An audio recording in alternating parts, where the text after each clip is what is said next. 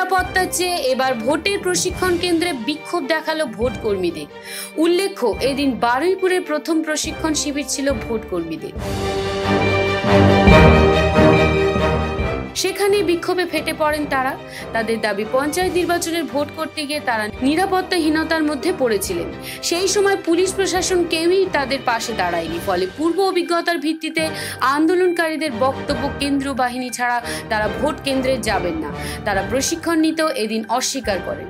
প্রশিক্ষণ কেন্দ্রে বিক্ষোভের খবর পেয়ে দৌড়ে আসেন অ্যাসিস্ট্যান্ট রিটার্নিং অফিসার অর্থাৎ এসডিও। তিনি তাদের সাথে কথা বলেন।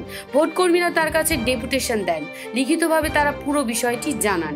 তাদের বক্তব্য, পরবর্তী প্রশিক্ষণের আগেই নিরাপত্তার ব্যাপারে তাদের লিখিতভাবে আশ্বাস দিতে হবে, তা না হলে তারা আরো বড় আন্দোলনের পথে যাবেন। দাবি খুব স্পষ্ট, one liner, no CRPF, no election duty.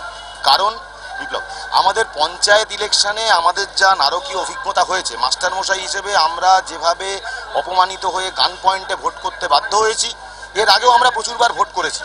কিন্তু এই লাঞ্ছনা এবং তারপরে রাজকুমার রায়ের যে একটা লিভিং এভিডেন্স, সেই জিনিসটাও সামনে রেখে মাস্টারমশাইরা আজকে একটা জায়গায়, সমস্ত ভোটকর্মী আমরা বলছি যে আমরা ভোট করতে যাব, কিন্তু please give us the assurance দে আমাদের সঙ্গে যখন ডিসিআরসি থেকে মুভ করব আমরা পোলিং পার্টি ফর্ম করে আমাদের সঙ্গে যেন অ্যাডিকুয়েট নাম্বার অফ সিআরপিএফ বা প্যারামিলিটারি ফোর্স থাকে।